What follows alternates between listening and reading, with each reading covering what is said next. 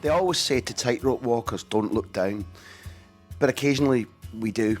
I often feel that I ask for too much to see fantastic footballers who spark your passion and your own creativity, and then to find them and meet them, and then to find that they love football as much or even more than you, and into the bargain, they're nice people. Ladies and gentlemen, I give you Damien Duff. Stellar footballer, street footballer, skillful, artful dodger, manipulator of the football in a way that made you stand up and clap. Should have been Scottish, wasn't. And we speak to him here. I hope you get as much of a thrill out of it as Neil and Martin and I did. I've forgiven him for trying to ruin my early freelance life in Barcelona at the Camp Nou, Chelsea, Barcelona, Didier Drogba, Victor Valdez, Anders Frisk, Maxi Lopez. He's forgiven Newcastle for the worst 3 years of his life. He's forgiven those who, kind of in a football sense, were abusive to him as a kid at Blackburn, a novice, Dobe, over to make his way in the big world. He's thrilled us. He's thrilled us for Spain, Blackburn, Fulham. The amount of affection he's got for Craven Cottage will startle you. But we talk through episodes of great fun, drama, confusion. Brian Kerr comes up a lot, and so he should. Damien Duff is a gent. Really nice man, but talks brilliantly about football. Hope you love this next hour and a bit as much as we did making it. Duffer, go on yourself, son.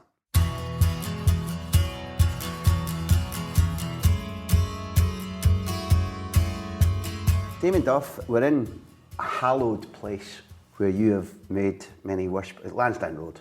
Must I call it Aviva, or what's the political? I think it's called the Aviva now, but we still, the old schoolers, will call it Lansdowne, I guess. Let's say the ground is Lansdowne Road, but thanks to the sponsors, it's the Aviva, where you've made many people worship your skills and made many people happy.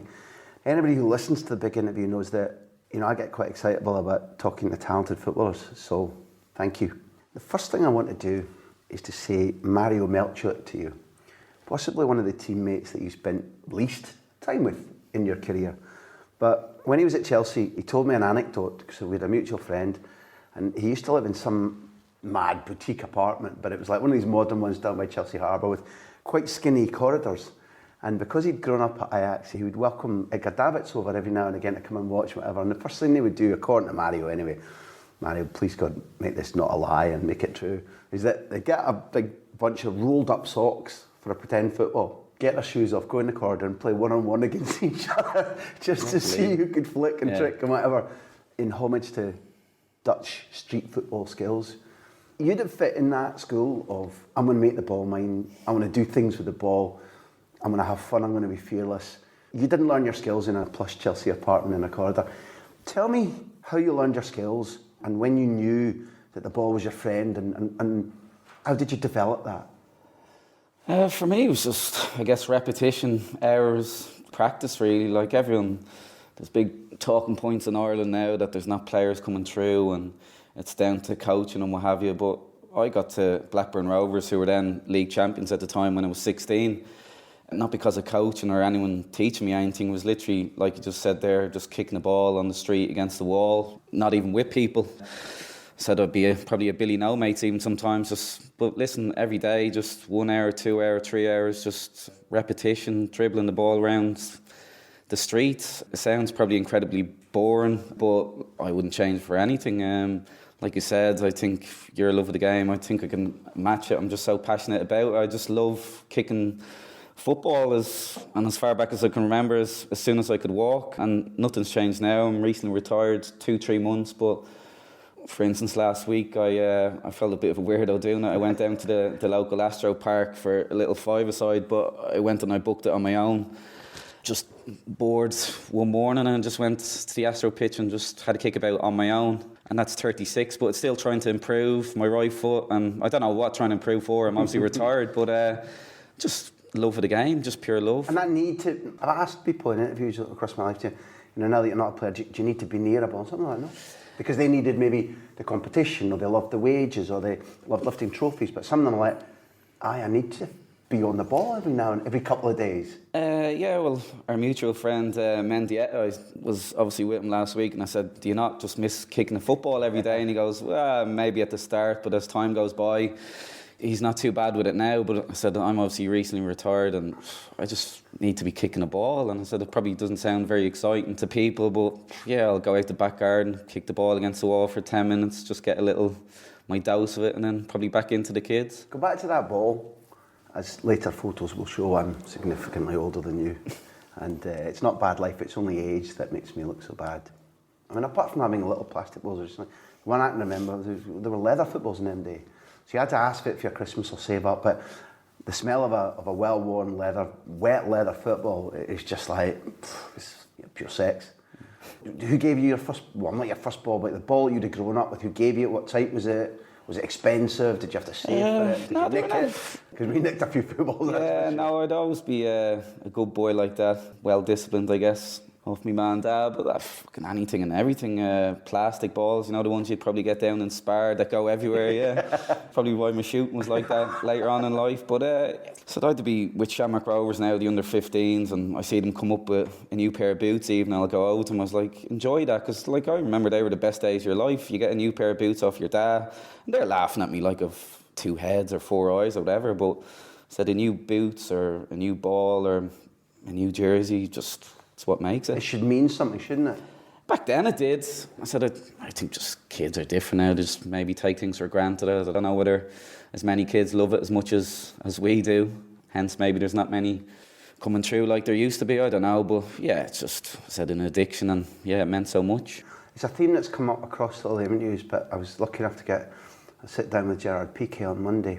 I asked him about his first pitch, and he said, well, this is the playground is where I first began to really enjoy football, but the pitch where I then began to regularly as a youngster play 11-a-side football as a kid was brutal. You said really hard, baked mud, and you'd tear your knees off. He's younger again than you, not dramatically, but younger again, but even that generation of really gifted Spanish footballers, Xavi, Iniesta, Messi, Piqué, Cesc, they were learning on the type of pitches where you had to improve your technical skills in order not to lose the majority of the skin you've been gifted with, and you peel your jeans off. So if you're playing in the park or the school or the road or whatever, did you play against people? Was that avoiding being battered onto cobblestones or whatever? Is that any part of your makeup as a kid, but learning to do things cleverly so that you don't hurt yourself? Definitely, yes. You can tell, yeah, it's obviously nice now having amazing facilities and what have you, but I didn't have them. I said I was on the road and dribbling through all sorts of bottles and whatever to be. For me, it's not rocket science. You go back through, I guess, my generation of footballer that was coming through. Robbie Keane, he'll have done the same.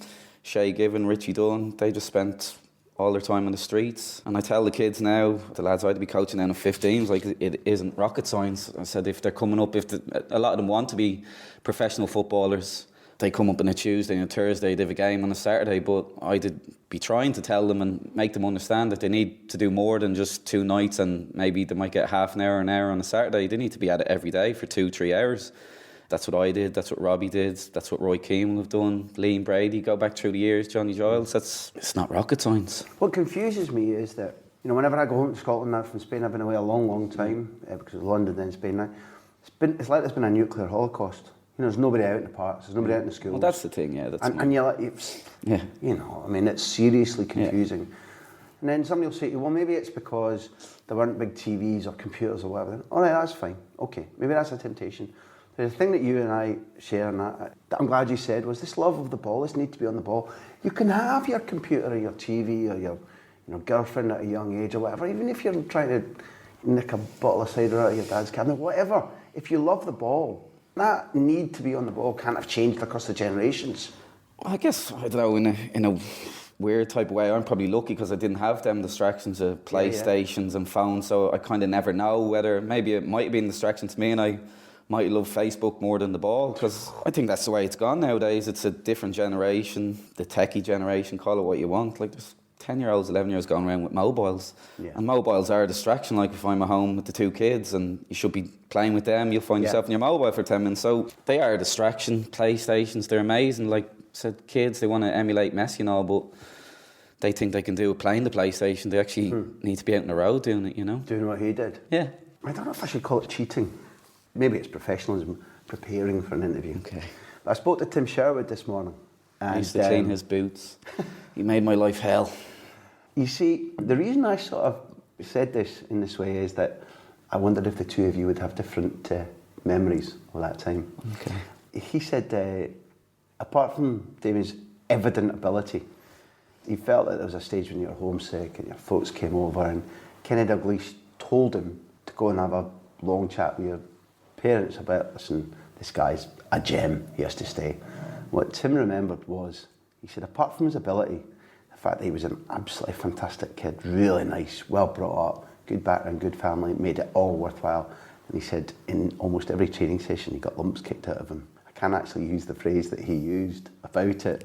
And he made it sound like, retrospectively, that kid's life was hell.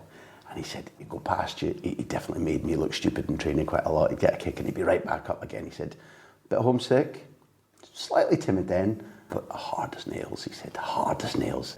We all knew that if we let him get the ball, he'd make a fool out of us. You're 16, it's Blackburn, you're away from home. How did you cope with that and what's it like and what did it do for you retrospectively looking back? Probably when people hear hard as nails, they picture, I guess, people going around kicking people and what have you, but I guess what Tim means about me, yeah, I wouldn't say boo to a goose. I probably didn't speak for the first year or two there, but nothing was going to stop me. I said, Tim, yeah, jokingly, did make my life hell. I used to clean his boots for 2 years, and if he got polish on his hands when he was putting on in the morning, he'd just call me in front of the whole club, really, and just abuse me in the canteen, what have you. But it's just character building. That's what football is. Like nowadays, he'd probably get done for bullying for that.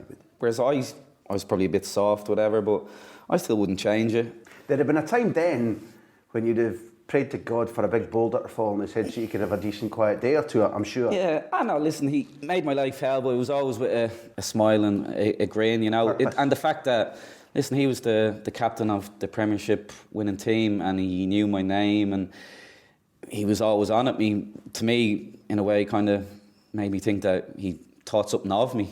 Yeah, nowadays he'd probably get done for bullying. Yeah, so it's even Billy McKinley, I guess you know him well. I know Billy. If you think Tim was bad, he's a strong character. And I later obviously had him at Fulham, but he's the same. Literally just get abused every day. We all would, not just me. I said I wouldn't change it. Yeah, Kenny, King Kenny, God, call him what you want. It was a family club, amazing club. It's sad to see where they are now. Oh yeah. Did you initially live on a residence in the training ground? Yeah, we lived at the training ground. Yeah, and it was only a year later I got homesick and I wanted to go home. And to be fair to Kenny and Tony Parks, Ray Harf, they wouldn't let me go home. Yeah. I was like, but I need to go home. I need to go home to my mum and dad. But they thought if I went home I'd never come back. Amazing by them. They brought my mum and dad over for a week. And, you know what kids are like with their mum and dads. After a day or two, I was like, oh, will you get out of there? You're doing me head in. Go back home to Ireland. And didn't look back after that. And I think I made my debut soon after, and I said I never looked back. It was a strong gesture of faith by them because, you know, if you've got a youngster, it seems to me that there's always another kid coming through in football, and I know many lazy clubs that are going, well, if he's not... That's what I meant when we were talking earlier about short-sighted football. They're like, well, if he's homesick, well, it's not the right stuff, whereas they've gone, no, we're going to work at this. And that's certainly what Tim got through to me. He said that Kenny took him aside, said, work. Help talk to the parents, spend time with them, see if that'll trickle down and whatever. And you talk about abuse, and you know, it made my jaw drop because I was living and working in English football at a time when the class of '92 at Manchester United were coming through and were quite dominant. And it was only retrospectively when I read Gary Neville's book, Red, which is very, very good. Yeah. And there was the stuff about people being put in tumble dryers and burned, soaked. Crazy stuff.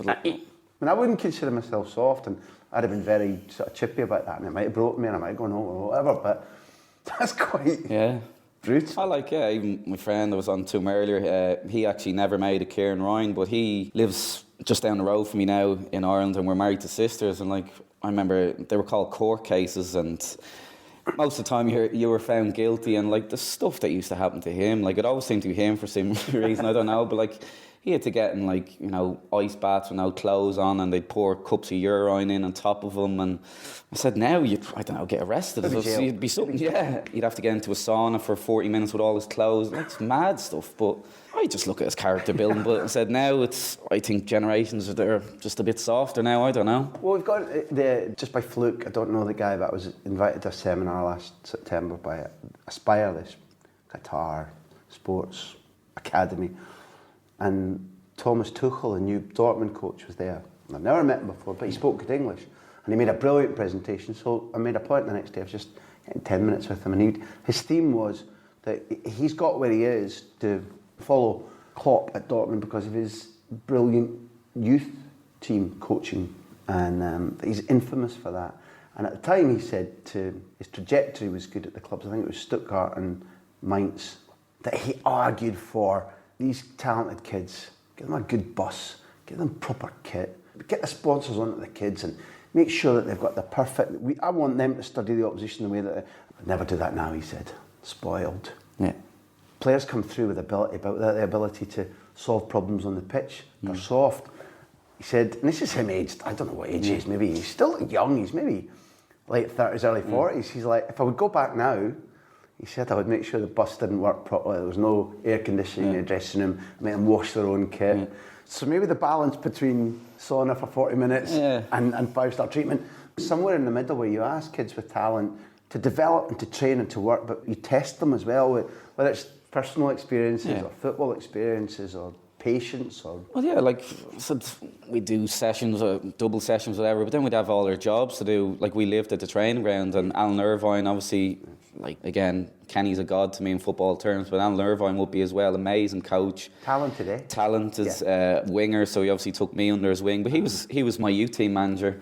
And yeah, we'd be going to games like a little High Ace fan, and Alan Irvine, who's now Premier League manager, obviously ex, but he'd be driving us, and I mean a proper heap of a van. Yeah, jobs after training every day. Like Kenny Dalglish used to come in and make sure I've done my job properly. Like big communal showers, they can be big places. I'd have to dry all the walls, the floor with towels. Like, it could take up to an hour. He'd come in, again, character building, and he'd probably have a shower and just laugh at me. Yeah. So I'd have to start all over again. Yeah, it's gone too much the other way now, and mostly money. Like, I just think the money's disgusting. Yeah. You've got lads that have played probably one Premier League game, they're on 40 grand a week, 2 million a year. Like, it's just madness. And I'd ask, before we naturally, but not you and me, but before we generally attack those kids for what they then do, I'd be honest and say, if you put me in that position, age 17, and somebody said, listen, you're very talented, I'm going to sign you, you're part of our club, and here's $1 million a year. You know, I'd be screwed. I would not have been able to handle it. I couldn't handle it now. There's no doubt about that. Right down the pub. So what can we ask of and the rest? What can we ask of kids if we're going to do that to them? It's the stroppy, arrogant, lazy, couldn't give a toss about the fans kid who's in the wrong. Yeah, no. Kids with talent, that kind of attention and money and free time to do what they want with it, what's going to happen?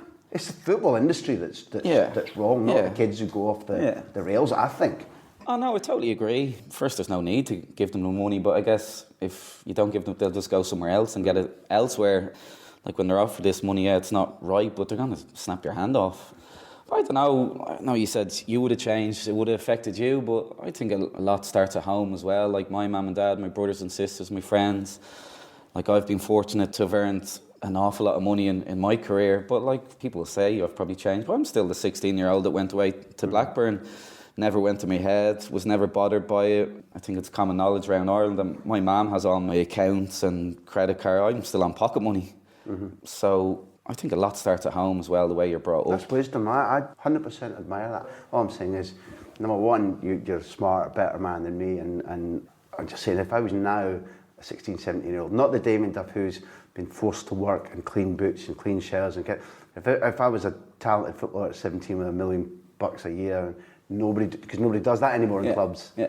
They're kind of almost wary of the talented kids. Yeah. Then that would have gone off the rails. I think back in your day, if I was given a big salary but told duties, work, obligation, I'd have stayed on the right path. Because that's the person I've turned into. Well, I was lucky as well, the people I was surrounded by. I had Kenny Dalglish, Alan Irvine, Ray Harford, like, spoiled, lucky. Like, if the clubs are going to give the kids this money, I think they have a duty as well to get on them, to be on their back, which, I don't know, maybe they don't get, I don't know. The Blackburn experience goes well from one Scottish legend to another, Souness. Yeah. A game I watched that I'm interested to ask about, in that, you know, I don't want to be mean, but I certainly wouldn't be the world's greatest admirer of Glenn Hoddle as a person. It's my own personal view. And I've never been a bigger Blackburn fan than the day you got to the final against them. I feel you're kind of viewed as slight underdogs. Is that fair? And it was kind of an expectation of Spurs are back, they've got God in charge, it's perfect harmony, it's all. And so he was still, even then, regarded as maybe a manager that, you know, a Marmite manager. We've got great regard for him. He did a brilliant interview with us. I like him a lot. I think he's a very different person than he is regarded because of some of his antics as a footballer. What was it like working with him? What was that, the build up to that final? What were the memories of that? Yeah, I remember it was like Glenn Hoddle gods. That's what he's called down there, isn't it? And I guess I believed it as well. I was like, Spurs, their name's written on the cup because so much was made of them going back there. But listen, Graeme Souness for me, I remember there was a lot of stories that he was getting rid of all the Irish Catholics out of the team, which was nonsense. I think he did it at Liverpool as well. But like, he used to have fun with me the whole time. I think he split up from his first wife, didn't he? And his second wife is a Catholic, isn't she? And like, he was amazing with me. He really kind of probably kicked me on in my career. Yeah, listen, I loved working with him. He used to join in. He was still a player. I love listening to him now. I can't speak highly enough of him. He's a real football man for me, and I think as well, there's post-football, there's this culture of, I better not say what I feel about what I've just seen on TV, because in the future, that person might be useful to Mike, and he just says it exactly as it is, as he sees it. He's as accurate and fearless as a pundit as he was as a footballer, and he was a special footballer too. Right? Yeah, he was amazing, and obviously there's not many Rangers fans in Ireland, but like, I'm obviously recently retired and trying to figure out what I want to do, whether it be coaching, and I always hated punditry and hate pundits, maybe because they were giving me stick or whatever. But I tried it last week on RTE here for a Champions League game. Oh, seriously? Obviously before, the producers like, who do you admire, who's your number one man? And straight away it's Suey. And like you said, he pulls no punches. Yeah. You'll happily get into an argument on TV and just says it how it is, and I can't speak highly enough of him. How was the training thing? Because one of the famous things about Fergie was, who maybe came to fame at my club, Aberdeen, and then at United employed a series of coaches so that increasingly, largely throughout his career, Fergie wouldn't train. He would watch, he would observe, he'd actually hand a lot of authority, devolve a lot of authority to people who are exquisite coaches, because the idea of a coach and a manager, they must blend, but they're also separate, they're parallel. What was Graeme like as a leader at Blackburn? Was he the coach? Was he the manager? Who worked for him in those days? I'd go with manager, I guess we probably wouldn't have done an awful lot of coaching. He's probably from the old school Liverpool ways, probably like King Kenny was, just warm up, little boxes, a bit of fun and a five-a-side. That's the way I remember it anyway, which is what all footballers love. Mm-hmm. Yeah, you do need... Boxes being... Let's define that, because I think it's the same phrase as Michael Carrick used and Peter Beardsley used. What was it? The sweat box. Where in a little Wallsend Boys Club, I think, he played in a really tight area with too many bodies in it, and it was all about touch. And tell us about boxes. Yes, it's just the perfect session for football. It's just short, sharp, loads of touches on the ball, and just brilliant for improving your touch, everything. What does it look like, a box in that? It depends on numbers. You can have 5v5, or you could overload it, do 6v4s. You could have floaters. It can be anything you want it to be. In an area, say by maybe, I don't know what, 10 metres by 20? Or? You could have 20 by 20. It just depends on numbers, really. But I always found, and I guess any footballer, that the smaller the boxes, the smaller the numbers, the more enjoyable. Obviously harder, but you just get so many touches on the ball. We used to do a lot of that with him, and then just into five-a-side, he'd always join in and play right back. I remember him smashing a few people. I think he smashed Yorkie a couple of times. They had a couple of run-ins. Dwight York, Coley. This is 3 years after York and Cole have won the treble, because we're talking about approximately 2002, I think. Yeah. And 99 they won the treble for United. And how was your relationship with them in terms of supply? And we had actually a good coach now that I remember as well. Dean Saunders came in, like one of the funniest men in football, just incredible. But just one-on-one work with him, and obviously he was a striker and just trying to tell me what York and Cole would want.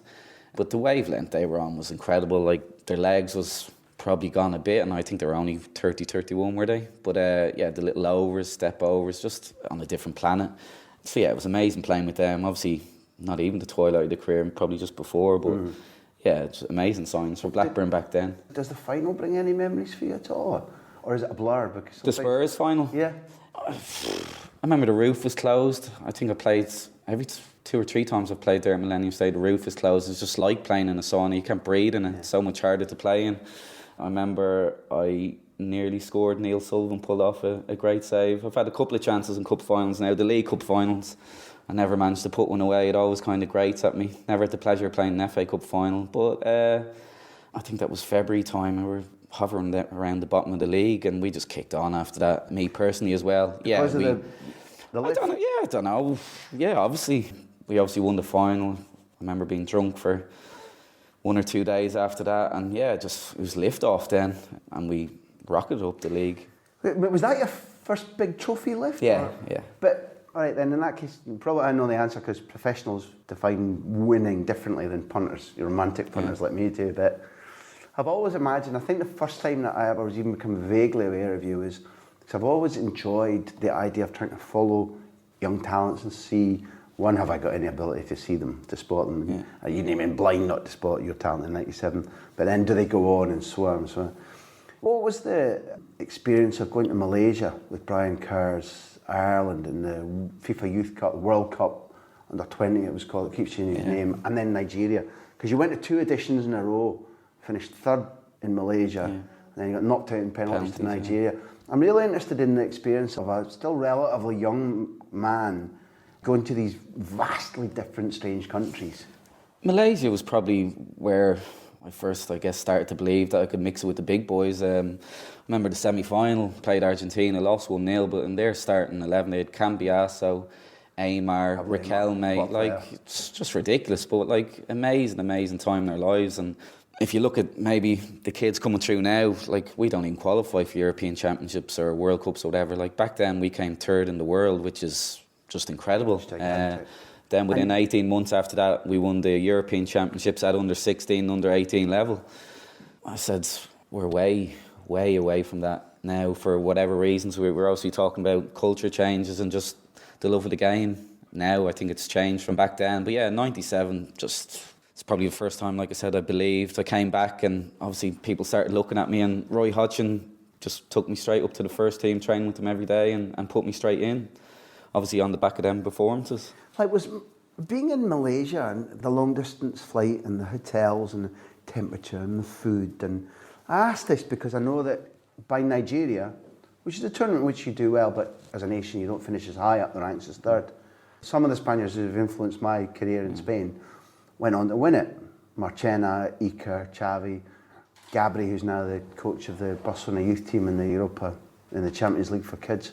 They had there was gunplay outside the hotel, there was people shooting outside the hotel, there was rats and cockroaches, they were booked into an hotel, and I've read the FIFA report now. This Nigeria? This is Nigeria. Yeah. The hotel accommodation and food was up to Nigeria's hospitable standards and all that, and I've taught them. Yeah. They were booked in a hotel where there was only enough beds for 2 to a bed. Yeah. Xavi got ill, they couldn't eat, they all wanted to go home, there was a mutiny. Yeah. The coach of that winning Spain team said to them, you know I've stayed here at a time when my father's died at home and I've stayed on, and you want to go home? And I went, okay, we'll stay. And he stayed, and they won. And I mean, I'm actually interested in the living conditions, what it was like. Was it strange? Was it easy? Was it 5-star swimming pools? What was it like? No, it was just a pure football trip, like place. It was probably the worst, most horrendous place I've been to. Nigeria, yeah. It was tough. Like, we in the hotel, yeah, it was nice enough. That didn't really bother us. We were kids. We didn't know any different. We were just there to play football. But I remember us just living on soup and bread for however long we were there, 3-4 weeks. Armed guards going with us everywhere. I remember the first couple of days we were there, like, it was 30-40 degrees, and we'd throw loads of bottles of water out to the kids out of the bus. And I remember, like, adults coming over and actually kicking the living daylights out of the kids to get the water, and then obviously we feel awful. So what were we then? I mean, you're a human being, not just a footballer. That's why I'm interested, because in the media we're guilty of not looking at the human side of football. And I've always thought that it is unfair to put young kids into that position whereby, like, you know, the Spain players, some of them could have got seriously ill, and it was a very dangerous country. I'm not saying you keep all your tournaments in the A-list European countries, that would be rubbish, but No, I think it genuinely was an experience which must have scarred you or changed you or educated you, and probably it was the first time you did that in your life again. Yeah, it was definitely an eye-opener. I remember we couldn't even travel between cities at night time because the roads were so dangerous. Looking back now, yeah, like when we meet up with the lads, Robbie, Steve McPhail, Richie Dunn, we were all there, like probably laugh about it. But yeah, at the time, yeah, massive eye-opener. It was so corrupt. Like that was a World Cup tournament and it was just horrible, some of the things to see, you know. Like even I think it might be a small detail to some people. I remember we drew Nigeria in the second round of the quarters or something. The kick-off was changed to midday in Lagos and it was like 40 degrees and like there's 11 paddies going out on the pitch trying to mix it with these boys. And it was... Minor disadvantage for you? Yeah, like it was just horrendous.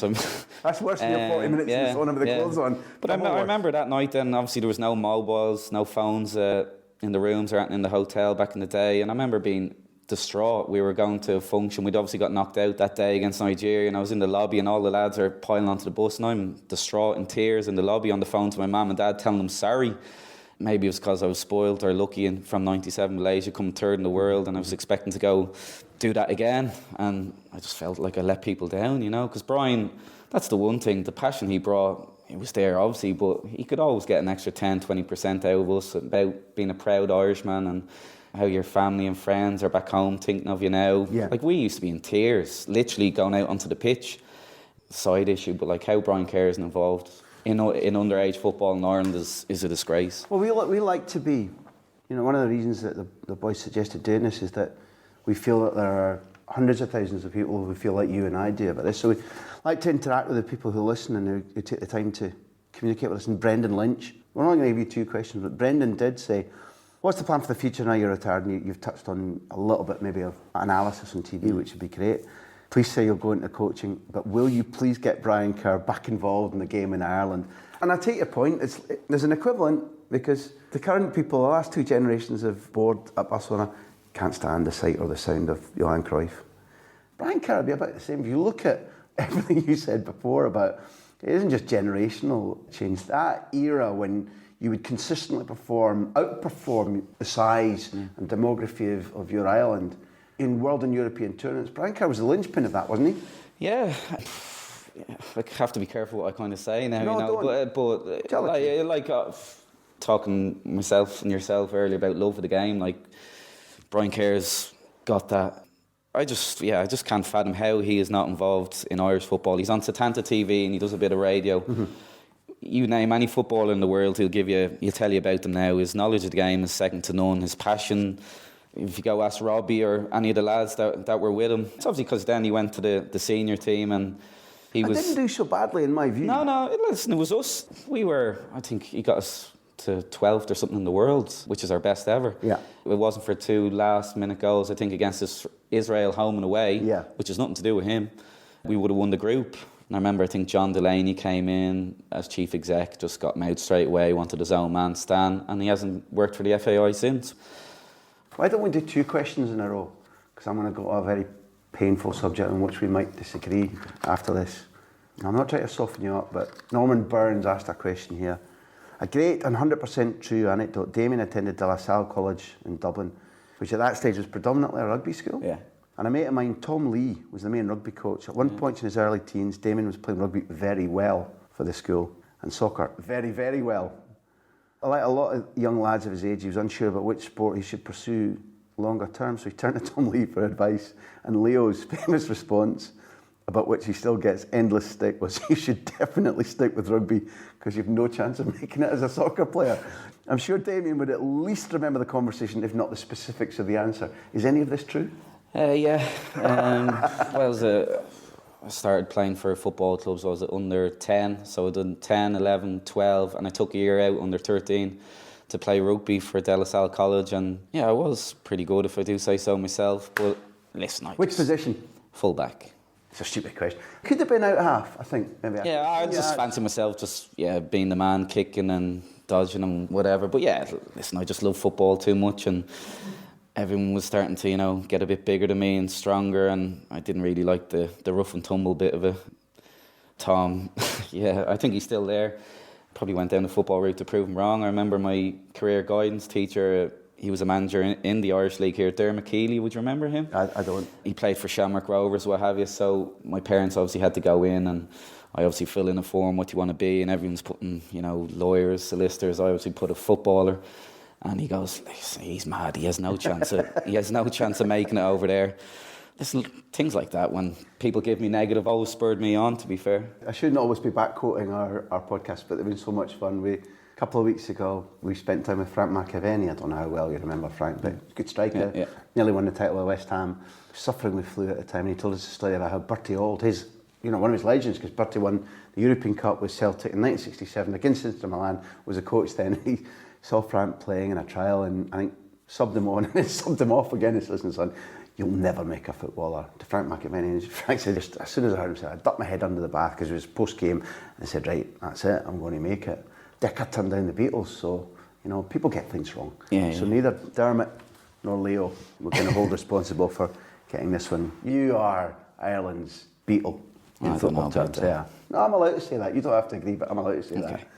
Okay, with Kerr. You signed for Chelsea, and along comes Mourinho, and you turn up at the Camp Nou. I had just moved there, and I needed my freelance revenue, and put the team that I was covering most out of the Champions League, and it was quite dramatic, and you were quite central. Can we talk about those two games? Yeah. So, the way I remember that game is Barcelona, still very fledgling, Rijkaard are completely outplayed and out-strategised as well. So I don't know what the manager had said to you beforehand, but the way the game tilts, for those who didn't see it or maybe are younger, is that I think Carvalho puts a lovely ball down the right channel for you. You're away. You show Gio Van Bronckhorst not only clean heels, but all your clean washing, and centre it. And Belletti puts, it's your I was claiming that goal. It's your goal. Listen, I was there. It's the first time I've ever nipped you anything quicker than you, but it was your goal. Of course it was. And Belletti says that too. You're 1-0 up. And then somebody puts quite a dangerous ball in from the wing. It was me, for Drogba to send it off. Yeah.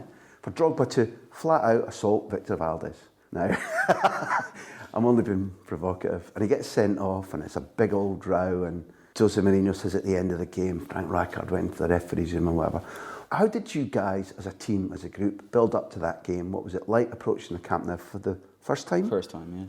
And the tactics and the strategy and the idea, and at 1-0 up, what was the feeling? You know, this is the boss. Tell me the whole. Bring me inside it. Epic. To be fair, game.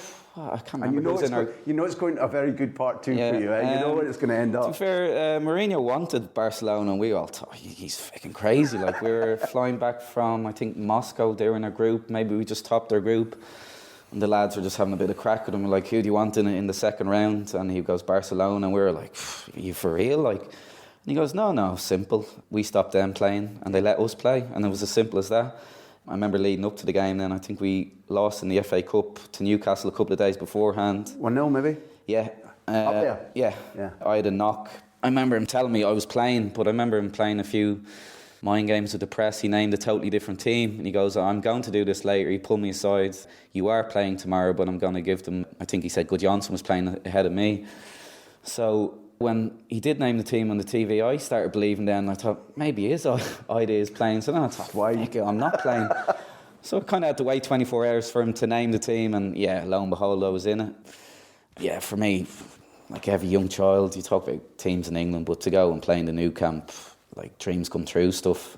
And that was probably the start of the rivalry that I guess still goes on to... It's quite epic. It's been theatrical. It's been so... And it probably all started that night with the sending off, frisk, the dressing room stuff, which like we didn't even know what went on. We're just reading it in the... I'm not trying to drag you into that part, but if I look at it now, like, because you always hope, he genuinely hope, there's three journalists in this room, or communicators in this room, you genuinely hope that you call things accurately. And the first booking, I think, it's one of those, it may be, or whatever, one booking, it doesn't matter that much. Second booking, the ball, your point of view is more important than mine. But it looked to me as if the follow-through meant that in most times, you're going to get a yellow for that. I mean, no. You wouldn't be the first to tell me I'm wrong, so don't be slow. I remember, was it 2 yellows or did he give him a straight red? Two yellows. Listen, I'm obviously biased, but I remember back in the day, we were like, how can you send them off?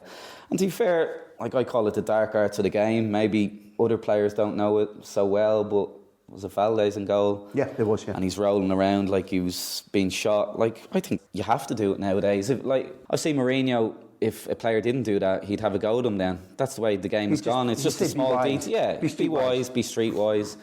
Yeah, he's probably caught him a little bit, but that Victor Valdez has been streetwise. You look back at it, and it's still quite a flawed Barcelona team. They haven't reached maturity. They haven't fiddled around with certain parts that need. Maxi Lopez changes the game. That tells you something, because Maxi was never really that much of a footballer. Yeah. And that was the end of it. Yeah.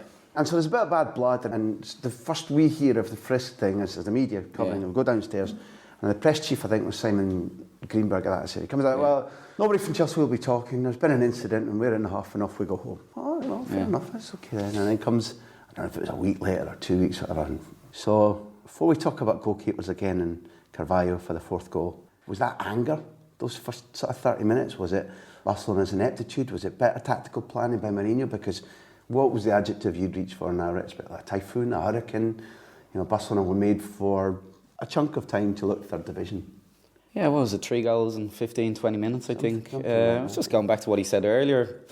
We stopped them playing, which we probably didn't stop Ronaldinho that night. It was an incredible performance. I remember that second goal, the toe bog. I've never seen it before. But it's not just that part. The little shuffle, the little shuffle before. It's incredible, You'd never be shot. They're always showing it in Sky Sports, and listen, you can't help but watch that game when it's on. But yeah, it was just, we believed. What can I say? Yeah, Barcelona, they're a world-class team then, but they still weren't a patch on what they are now. No chance of that. Yeah, it was just us believing. Mourinho was big on transition the minute you win the ball, and I think 2 or the 3 transitions, please, because this is a word that gets used a lot. Yeah, it's getting hammered now in football. But I'm not saying it's hackneyed. Some punters will know what it means visually, but won't know what it means as a phrase. So, yeah, it was probably the first time I heard it was off him, and that was 10, 12 years ago. So, yeah, it's simple. It's if you lose the ball, it's transition from attack to defence. Yeah. So running back quickly, recovery runs or sprints. And on the other hand, if you win the ball like we did in that game against Barcelona. Off Xavi. Off Xavi. Nicked off in the middle of the... So it's transition from defence, you win the ball and exploding forwards quick. So it means also, it's not just your pace, it's mentally. Everybody's got to be like on their guard that if the ball's won, everybody's doing something, right? Yeah. So it's just having that switch, I guess. I said it's such a buzzword now when I'm doing my coaching badges, like it gets absolutely slaughtered, and then I kind of hate using it, but I guess it's the best phrase. It means something. Yeah. It does actually practically mean something, which is you defend the phrase. And that's why I wanted you to explain it, because I think that one of the things that Sky, and I mean Sky, has helped us in Britain and Ireland to do as punters is to talk about football a little bit more intelligently. Yeah. There's a lot of very good ex-pro analysis which reached a peak with Gary Neville and Jimmy Carragher, in my humble opinion. Oh, they're amazing. But it also means that some people around, the football amateur football community will use the words because they've heard it and they know it's appropriate, but they might not know what it means. And I think it's useful to know what a word means. Yeah, well, that's when you do win the ball back. That's when teams are at their most vulnerable because they're not, I guess, in a defensive shape. Yeah. So the minute you win it, you're gone. And like we steamrolled teams that year, with just having that off to a tee, I guess. Like I could go through, off the top of my head, 30, 40 goals that I can remember, just win the ball back and go within 4 or 5 seconds. And he was probably the first. I said, I don't remember ever having that with any other coaches. Did they give you dossiers on your opponents? Yeah, every game you'd go in on, say, the Thursday, the game's on the Saturday, and there'd be a little dossier on your spot with, I don't know, 5, 6, 7, 8 pages, a little paragraph on each player, and then just pictures of the movements that they make on the pitch and what have you. Truthfully, did that interest you, bore you? Did you kind of go, yeah, boss, I've read it, or what? I'd never ask you, but yeah, I'd be a geek anyway, so yeah, I'd read it inside out. And to be fair, all the lads took it, and we'd take it away. And if you're in the hotel the night before, you'd have a little read. It's just small details, attention to detail. Like I mentioned, the lads at Rovers probably don't have Shamrock Rovers that is here. Yeah. Again, it's finance and time. They didn't really do it, but everywhere I've gone and coaches have took it on board. I've always said that that's what Mourinho did. They ended up doing it at Melbourne City. I was there last year, knowing your opponents. If I've got it right in my mind, right, the Damien Duff goal is a 3-0 goal, and I think there's a big transition from, I think it's Carvalho to Cole. Yeah, Cole. What a pass, eh? Yeah, I don't think I had to take a touch. What Joe does, because Carvalho comes powering through, I think maybe nips off somebody's toes, and it's a volley pass from it's incredible. Yeah, I think it was up around his hip, and he's just stroked it, like beautiful, beautiful ball. I don't think I took a touch, to be fair. It was just so perfectly weighted. And I remember I probably didn't help proceedings on the night. running over. My mum and dad used to sit above the dugout. I was actually running over to them, but when you look back, it looks like I'm trying to dig Rijkaard out and the bench. And I think I kicked off a bit in the sideline. Take that, sideshow Bob, take that. Yeah, but I was actually just running over to my dad, you know. So, or at least that's the story will remain. No, yeah. They were never there, were they? He was there, all right. Yeah, he wouldn't miss that. He wouldn't miss that. I mean, is it just a waste of breath to talk? Was it planned that Ricky Carvalho would block off Valdez? And wait, who took that corner? Me. It's kind of your tie, isn't it, between the first goal and the sending off and the 3-0 goal and then the corner for the... It was a kind of... Yeah, I remember the 4 goals, horrendous corner. I near enough hit the penalty spot, and it was... JT didn't get his head in it, was going outside the box. I remember the minute I hit it, I was like, oh my God. I don't understand that because, okay, maybe he didn't need to, but JT's completely... He's on Terry. He's on his own, and it's a massive leap. It's a beautiful header, however you describe the corner. I made it a good ball, but again, Ricky Carvalho with the goalkeeper, it's just the dark arts, just streetwise, giving them a little nudge. You're all right with that in general. I'm not talking on that instant. You're all right with that, the dark arts. Yeah, well, back in the day, I probably wouldn't have been, but it's just I guess the education that I've had with Mourinho and what have you.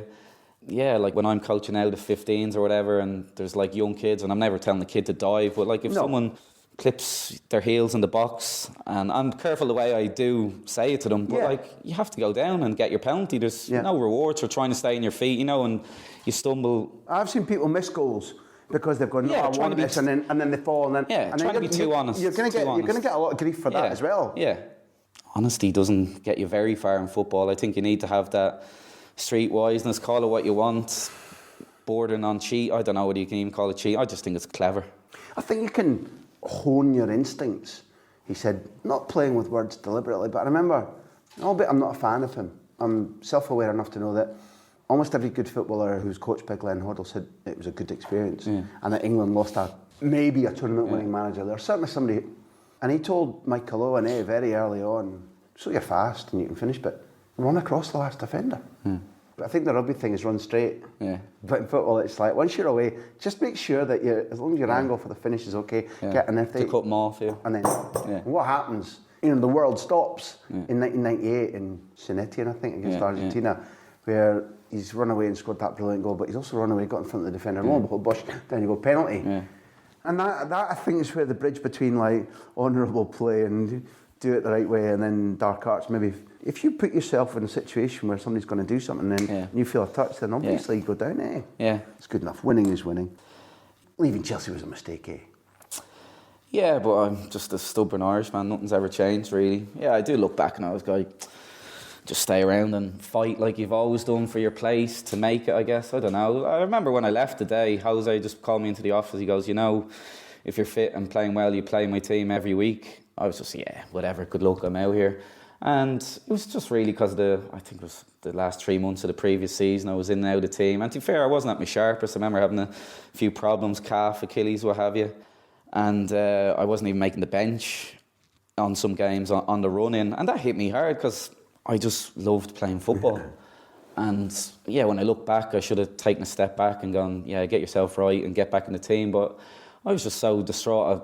Listen, it's a short career, travelling away, going to the bridge, whatever, and just watching from the stands. That I didn't even look at Chelsea, winning trophies, or working with Jose Mourinho. I was just like, I need to go somewhere and play football. That's the way I looked at it, black and white. So, mistake. But then I look at, no disrespect to him, like the likes of Mikel and what have you, like he's there 10 years, but I wouldn't say he's played an awful lot more games than me. I don't know, for being there 10 years, I'd rather go play and just enjoy. The wages and the salary and the good life is a byproduct for you. It's good, it's healthy for your family, it's healthy for your future, but it is a byproduct to playing for you, isn't it?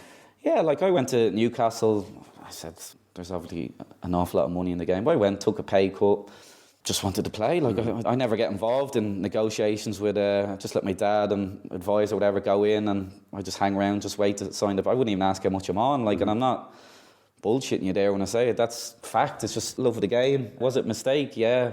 I went there and, God, I had a horrendous 3 years of my life. I gave them everything. Like, the Geordies think I went for a jolly up, for money, for this, for that. I had a lot of injury problems. When I did play, I never really got any rhythm.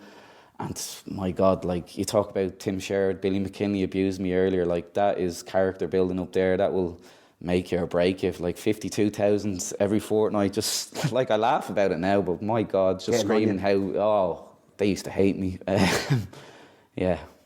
If you can look back with that type of clarity, you must be aware that you could have probably flipped a coin and it could have gone exactly the opposite way, because everything about you, your composure, your love of the game, your skill, what you could do with a ball, if they'd taken to you, they'd have probably seceded from England, formed a kingdom, and you'd be on the throne, because you embody, as a person, a footballer, just about everything that they yearn for, which is kind of confusing, given that it was a shit experience. Well, listen, all the lads in the team, the local boys, Stephen Taylor, Stephen Harper, whatever, they used to tell them they love you or hate you, players up there. And yeah, I just didn't get off to a good start, and they just made their mind up on me really sharpish. Like, I still would not change it for the world, leaving Chelsea and going to Newcastle. But I want to go back to that, because I wasn't taking you up for leaving. You'll be aware that Jose's emphasised this recently by saying that side, you, and he names you, killer instinct. He said the Chelsea that he was sacked from, the Chelsea that he came back to, didn't kill games. And he said, that's what we did, that's what Damien Duff did. And he talked about your attitude, he talked about your fearlessness, he talked about the fact that if you could get on a team and do a team and win, and that's him still talking about it all these years later. So all I meant was, it was no way derogatory about the decision to leave. I didn't know about that meeting, but when he said you'd be in my team, he meant it, and he still feels that way. And I think that's a major, you can't put it in the bank praise.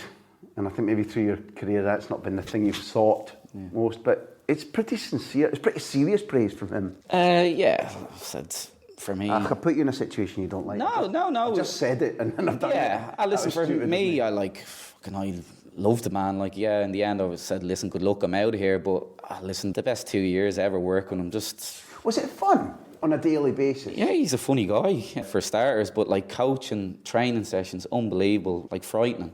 Improved everyone no end. Like, it was more or less the same squad he inherited from Ranieri. I think he had a couple of additions, obviously Drogba, but Drogba struggled really for the first year. He wanted to go home, he hated it. But he just turned us into winners just straight away. That arrogance, that confidence just rubbed off on everyone, and just, I said, steamrolled the league for a couple of years. And the thing, obviously, whether I want to go into coaching or managing, the fact him leaving Chelsea this year and looks like he's lost the dressing room, I just find that staggering. Just, there's no hope for any of us if he's losing the dressing room. We're into an area where I need to be careful, because I didn't play for him.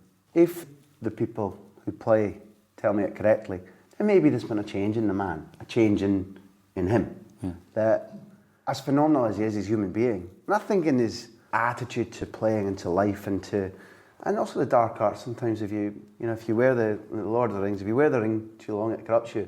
I think maybe some of those who encountered him when he came back to Stamford Bridge that second time found a change. So maybe maybe I can put it down to the fact that it's not that something ridiculous has happened because Chelsea have lost a guy who's still the guy he was in 2004, 5, 6, is my interpretation. We all do that, we all change for better or worse, and maybe it's going to give us all a treat where maybe he's in control of one half of Manchester next season, and then Guardiola's in charge of the other half, which... Well, yeah, if I was a betting man, no doubt he has to end up there, especially after Guardiola's rival going to City. I said the only statement Man United can make is him, and anyone else would be wrong for me. I said there's only one man for the job there, it's him. You've faith in it. And one of the things you said there, I wonder if it's a thing that Mourinho has to maybe work a little bit on, is that I think that Ranieri deserves a great deal of credit for the side he... Yeah. You said it in a way which wasn't wrong, but Ranieri built a hell of a side. Yeah. Now, my admiration for Mourinho, I'd like to respect him more. I'll be frank, I've said this before. I'd like to respect him more. I actually actively would like to feel more respect for him, because I can see why he should get that. But a discussion that he had with Abramovich, because Abramovich became obsessed with Barcelona and obsessed with Ronaldinho, and he said, look, when Jose came, I'll buy you Ronaldinho. I went, no, I don't want Ronaldinho. I want Drogba. Look at that bet. Yeah. Ronaldinho within a couple of years was burnt out and overweight and kind of has just puttered along since then, whereas Drogba went from, I don't want to be here, I want to be back in Marseille. I'm out, wins Abramovich, that most extraordinary European Cup final. That was a decision of Mourinho's which was exceptional, but I've always felt that Ranieri was the guy who... Well, he bought Robin, like no one really remembers that. He bought Arjen Robben, he bought Peter Cech. Lampard. Yeah. He bought a lot of us really. So the check deal was done, yeah. The Robin one was done. Like, listen, amazing, great guy. When I see them Leicester this year, I find it staggering, just absolutely staggering. The one thing, like, they obviously haven't got quality as City or Spurs and all. They just will be giving him 200% because he's such a great guy and they just love him to bits, just like we did. We all knew he was going that year at the end of the seain. But so it wasn't the Monte Carlo thing. It wasn't the Monaco night when. No, I think he was gone. He was a dead man walking. If it was any other manager, you probably have lads down in tools and what have you. But we just love to get Ranieri so much that we just give him everything till the end. Is it easy to explain that now, Rich? Can you say what it is about him? I don't know. He just has such charm and charisma. He's quite eccentric, isn't he? Yeah. Like, I don't even want to go into the smaller detail, what training and all. Like, when Mourinho came in, training was just on a different planet. Right. Compared to what higher level intensity. Yeah, detail. everything. So whether Claudio would have won the league the way we were going with him, I doubt. I think you still needed Mourinho, definitely. But so Claudio had maybe something that you talked about with Brian Kerr, that and Suey, that ability that somehow you click with your soldiers and they give you more. He definitely has that, but then, like, you have to ask questions. Like, he's had big squads all over, Monaco, Inter, Valencia, Chelsea. He's never won the league, I don't think. Am I wrong? He's won Copa del Rey. Thank you for putting me on the spot, because did he win the Serie B with Juventus to take them up? I don't know. He took them up. Whether he won the Serie B when they were demoted or not. I won't class that. Well, any of the big leagues. But considering the squads and the clubs he's been at, he's never won it. He won the Cup of Gaisca in that beautiful game against Atletico Madrid. And again, I don't know whether he won the second division in France with Monaco when they had to come up. But you're right. This would be his first title. Yeah. Would be. And I still can't see them. I don't know. I just can't. Don't break my heart now. Tell you. I want to. I think it's the most amazing story ever. Like, let's break that go down. Straight down to Hollywood and make a movie about it. But where are the football things that you can't see him winning it? What's the first and foremost quality of squad? Like, I'm just going off that. Like, surely, but like, yeah, are we surprised? Like, Arsenal have been like that for when did they last win it? I don't know. Over 10 years ago, was it? We'll do an entirely new separate podcast where we'll have to give you a fee for your time, where we break down how on earth Arsene Wenger is still in charge of that club when they keep falling over. I've kind of gone off the beaten track a little bit, and we can't stop here without Fulham, because it's Roy Hodgson again. It's one of the friends I have is very, very close friends with Pep Guardiola, and he was telling him about one of the things, because he's quite a quixotic guy, Guardiola, and he keeps mentioning to my pal about one of the things he really wants to do by coming over and coaching is go to grounds that breathe the history of English football, like Craven Cottage. So he's more pissed off than Michael Jackson was that Fulham have been relegated, than you are, because I was a season ticket holder at Craven Cottage for a little while when all the crowd would shout "Steed" whenever Mal Brown touched the ball, whatever. Life at Fulham. Let's talk about the stadium, for example. Do you have affection for the stadium? I love it, yeah. It's nuts, isn't it? It's amazing, yeah. I remember being an away team going there and you'd hate it. Like, the dressing room was half the size of this room we're in now, like horrendous. I.e. not big. Like, you're getting changed on skips and just horrendous. Mind you, the home one isn't much bigger, but listen, obviously I had trophies, what have you, at Chelsea, won something at Blackburn, that's where I started, but probably coinciding with having a wife, 2 kids, that's probably the happiest time in my life, footballing life, is probably at Fulham. First couple of years, definitely. Just incredible, amazing set of lads that you go to war with.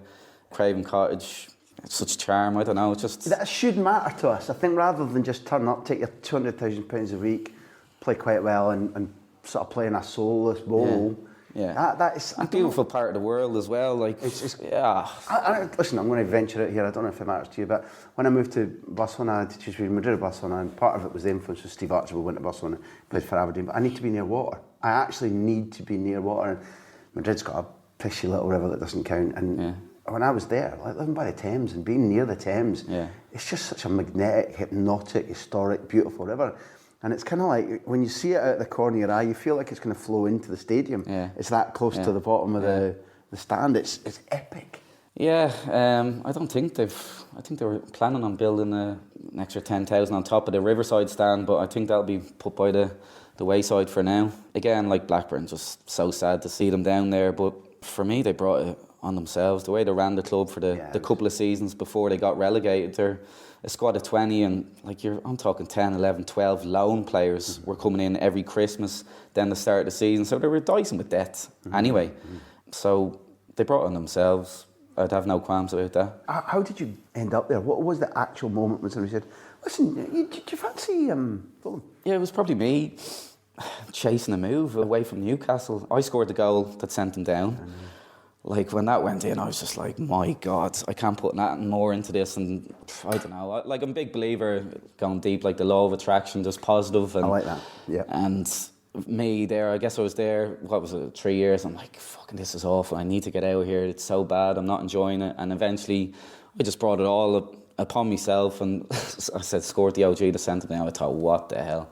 So I did pre-season. Chris Houghton was there, but I just thought to myself, you just need to get out. And actually, in life, it's probably an unhealthy situation to be in. Yeah. I remember knowing I was going to get a bad injury. I just knew it. I told a few people, I was like, something bad's going to happen to me.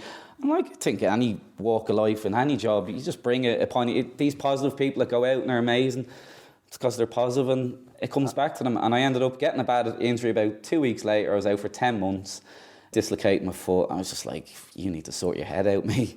And the only way in the end was just to leave Newcastle and go to Fulham. And it was me probably chasing a move. It wasn't even Roy looking for me. It was my agent, obviously, was with Roy Hodgson at Blackburn. And he says, yeah, we'd love to have Damien down here. And again, I massive wage cut. I was obviously on a good deal at Newcastle. I think I more than half my wages. Yeah. But I just want to go play, enjoy, be happy, get married and start a family. And I just need to get away from Newcastle to do that. And the minute I met Roy, it was straightforward enough. It was, amazing coach. He's like one of my, fathers, dads in football, you call him. Because you kind of principally, you'd made your career as a left winger. Occasionally people had played you maybe off a striker or... It seemed to me that Roy was quite keen sometimes playing you on the right coming in. It kind of just all fell into place. Clint Dempsey was a right footer on the left and he scored an awful lot of goals. So to be fair, I probably would have done well to dislodge him. But I don't know, just as you get older, I've always tried to add strings to my bow. So throughout the years, I probably left it too late. I wish I started, I tell the kids that now, I wish I started when I was 15, just right foot. And now I prefer kicking the ball with my right foot rather than my left, which is... the work you put in. Yeah, and so that's probably eventually when I hit 30, I could play there. I could obviously cut in. Anyone could do that if you're left-footed, but I was happy going down the wing and crossing the ball in as well, which I possibly couldn't have done at pace 10 years ago when I was at Chelsea and Blackburn. So it just kind of all fell into place there and didn't look back. I more or less became a right winger, which is amazing after playing 15, 20 years as a left winger, you know. Showed your affection for Claudio Ranieri by turning up at his place in Rome and dumping him out of Europe. Went on to... It's quite a commonplace result, actually. I saw the other day there was an Aston Villa-Everton game and somebody's the statistic is this is the most often repeated fixture in the history of the English First Division. And throughout my life, I'm much older than you, the most regular result I've ever heard is Fulham 4, Juventus 1. I mean, what the actual fuck? First leg 3-1. Yeah, 3-1, and I think they scored then after 5 minutes. They're peppered with World Cup winners. Yeah. Who's the boy? Ugly one at the back. Cannavaro. Yeah, he's not bad. Alex Del Piero. Yeah. Fabio Grosso. Trezeguet, I think. Yeah. So Zaccherini is the coach. Yeah. League-winning Zaccherini. Yeah. Over to you, Damien. Like I said, it was just a good group of lads that you'd go to war with. But yeah, even we were 3-1 down, they scored after 5 minutes. You could hear the whole Craven Cottage just deflated. So yeah, effectively tie over. But I don't know, we just kept going. I think we scored 2 goals within a couple of minutes. And I think it would just galvanise any team. Like, it wasn't anything that was said at half-time or in between ourselves. We just kept going. And we were, like, I don't know how much you watched us that season, but like, we were a slick team. Probably no world beaters or world-class players, you could say, if you compare it to Juventus, but like, we were one hell of a team and we could have beaten anyone there. I think Man United came a couple of weeks later before we spanked them 3-0, played them off the park. And we did that to most people that year. Shakhtar Donetsk, like, they're the closest thing I've seen to Barcelona, and I know it's at a different level, but when we played them, they had all the boys that are Fernandinho, Villian, all them lot, and they were just incredible, but we put them out. So yeah, so there wasn't as much that was said from Roy, from us, and we were just a hell of a good team. I thought, anyway, maybe I'm biased, but we were a slick outfit. And the thing that appeals to me, it's the romanticism of, Roy's been there at Inter. It's not maybe gone particularly well. Juventus are just such a historic name for me. They mean things to me in my career because of various different occurrences. I suppose it was at the old Delle Alpi Stadium, which is a bit of a blow. No, it wasn't. There's no atmosphere. You turn up, it's 3-1. even a good group would have been capable of coming back to London, and then you concede. It's equivalent only to, I was reporting on the treble season for Manchester United, and the only game where they really played poorly en route to the treble, sort of the Champions League part of the treble, sorry, is at home to Juventus when they're not in the game. And Conte, who's now apparently going to be Chelsea's next manager, I think scores, and I think Giggs gets a late header at Old Trafford, and they're 1-1, and they've been outplayed. And you go there, and it's the Dele Alli full, and we're sitting down with sort of typewriters, and people are. It was Blackburn Rovers style of youth. There were bottles full of yellow stuff thrown down as coins, stones, spitting, whatever. We're trying to work. The players are going through all that, and they're 2-0 down after 5.5 seconds to Pippo Inzaghi, meaning that they're 3-1 down with an away goal against, and they come back and win that. And I think what you did that night in Craven Cottage, you've spoken about in a quite matter-of-fact way. But in terms of the romanticism of football, in terms about the mouse that roared, that's not derogatory. Fulham is a club which hasn't won a lot of things, and it's against Juventus, and you're 3-1 down, then 4-1 down, then I think we had no right to, but not taking any shine off. Like, they weren't a great Juventus team, I don't think. Anyway, maybe over the 2 legs they weren't. You probably watched them an awful lot. You make them look not good, but if you look at the personnel in the team, maybe they weren't such a good unit. Yeah, possibly that. I said in the end, I think we just steamrolled them, and that's amazing hearing that, probably because they were 4-1 up, and we ended up steamrolling them. But like I said, just black and white. We were a hell of a good team that maybe people didn't know. Well, all that's left is for you to say something a little bit about what it's meant to you for, to be one of the boys in green. Because I've been at a couple of tournaments where I followed you. I was at the 2012 tournament where you played against Spain and whatever. The World Cup excites people. The game against Spain, where you're still talked about in Spanish football, which is understandable because they like people with skill. When you look back on it all, has it been a satisfying experience? Do you ever tire a bit talking about 2002? And what was this? Sorry, I've got a butterfly in mind now because I'm excited and I've drunk too much tea. What was the celebration in Saudi Arabia I think over in Japan and that side of the world, I guess there's an awful lot of bowing and what have you. And Robbie obviously had his cartwheel and his bow and arrow stuff going on. I was just like in the hotel and getting ready for the game. I was like, what if you score tonight? What would be? It just came to me. Said the fans were always bound to me and what have you, so came from that really. I think I was brushing my teeth and I was like, I'll try that later if I score, and ended up, I guess, being a bit of an iconic. They loved it, didn't they? Celebrate, yeah, and like I still see pictures of that now. It's outside the door there. I just saw it on the way in, yeah.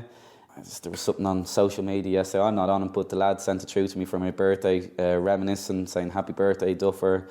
And the 3-minute clip of me from the Spain game. I hate listening to myself, and actually always hated kind of watching myself play football as well. But I clicked on it this morning, and Mendieta, our good friend, was in it. He was in a couple of the clips, bouncing off me.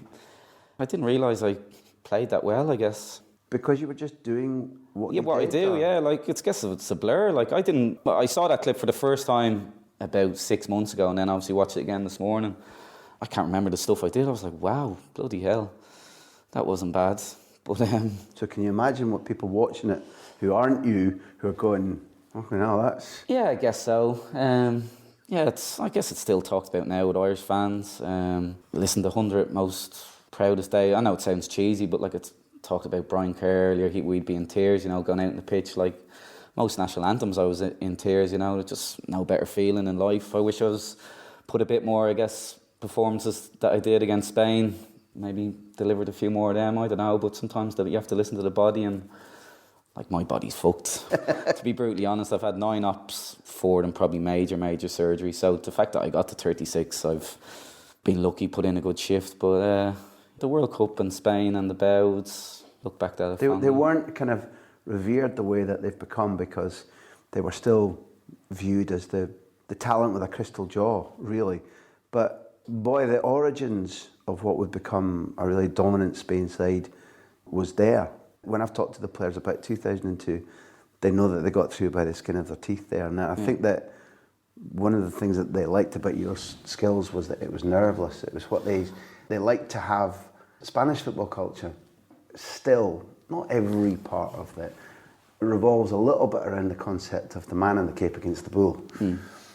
Which is where the white hankies come from both approval and disapproval, but there is something in their spirit, and it's inherited and it's taught about if you can show grace under pressure, whether you agree with the art of the bullfighting or not, it's something about bravery and grace and style, and that's when people in the football industry in Spain have talked to me about that day, not only talk about you, but you're the principal part they talk about the emblematic of that Ireland performance. The one thing I would say, like you said, I was probably young, I didn't even know the scale of the tournament or whatever, I just went out and played like I was on the street, and I do think you lose that fearlessness as you get older, maybe being coached and what have you. Like now, if I'm playing the same game, I'd probably just try and keep the ball or pass back, and maybe it is coached out of you. I don't know, it's maybe sad to hear, but I definitely do think that happens. Like some of the places I was running with the ball there in the game, managers would be pulling their hair out nowadays to be like, whoa, stop there, and telling you just to pass the ball backwards, go out the other side. So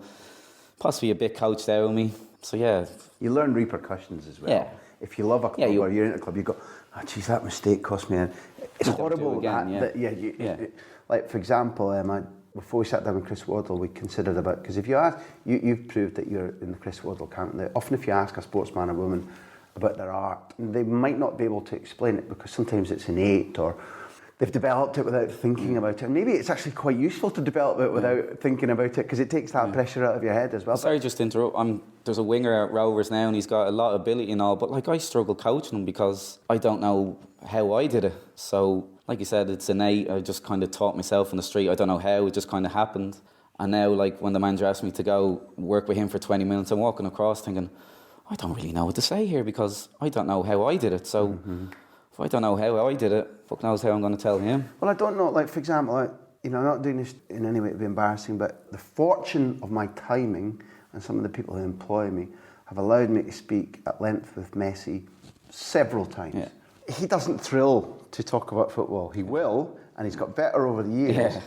But in two of the interviews, he talked about things that I always thought about you, which is he talked about what it's like being kicked. Obviously, with rule changes over his career, it's got easier and more protected. But initially, he was kicked all the time, and he would say, like, well, if I get really done in the first 5-10 minutes, I feel after that, I'm so involved in the game, I kind of, unless somebody's broken, I don't feel it. I just want the ball to get back and going. Another thing that he talks about a lot is that I've asked him about what he does. I don't think he was lying, but I also don't know if I got the truth. And he says he just, when he's got the ball, the patterns and the movement and where space is just comes into his head. Yeah. It's not actively thinking about it. When you were, like, not just that game against Spain, but that's what's caused this discussion and that inability to talk to your winger at the club at Rovers at the moment. Can you remember thinking, like, if I do this, he'll go there and that'll be a space, and you look back and saw, I did it when I went there, maybe I wouldn't do it now. What was the type of thing that would have been in your head then? Or was it all subconscious, or what? Yeah, I found the minute I started thinking about my game, that's when I struggled. And I'm sure it's the same for most. It just sounds cheesy, just let it happen, just let it flow, I don't know. Did you see space? Or did you, like, say if I take the ball this way, I know that there'll be somebody behind me, or I know that if I go this way, that player doesn't like going there, or if I drag him, he couldn't keep up with me last time. Does that go through your head at 1,000,000 miles an hour? Oh, like stuff like that.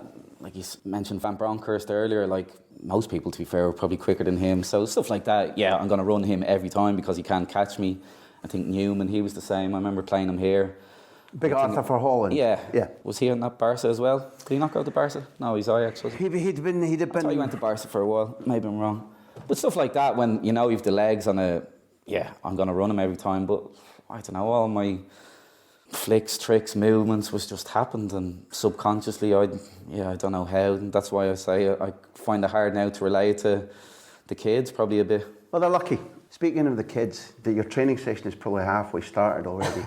I did try to warn you about how long I could happily talk football about. The way to conclude is that it's been a joy watching you, but to hear that thing about, like, it's time to heal my life and find a club where I'll enjoy my football and take a wage cut and be happy, and then to see what happened thereafter is going to make, I know, the people who listen to this feel better about football, feel happier about football. And the things we've talked about is going to make a lot of people's commute or their mowing the grass or walking the dog or whatever a lot better. That's down to the power of your football and your character and your way you talk about the game we love. So thank you for doing it, and thank you for sharing it with us. It's kind of a privilege again. No, listen, I don't do many interviews, as you know, so it's a privilege to be here. No, seriously, you're a love of the game. I've always loved listening to you. And yeah, just your knowledge, your passion. So the minute I said I saw your name on the email. I was like, I'm going straight there. So listen, thanks a million for having me. I could chat football with you all day long. Well, you were careful. That's a dangerous thing probably to say, but no, listen. Now you're learning about it. Yeah. No, listen, it's been a pleasure, and thanks for having me. Shamrock Rovers are very lucky, and when Jose Mourinho takes over at Manchester United, I'll expect to have a phone call from him to say, come and help my attacking play. Damien Duff. Cheers, Graeme. An absolute pleasure, man. Cheers. Thanks so much. Yeah. Cheers.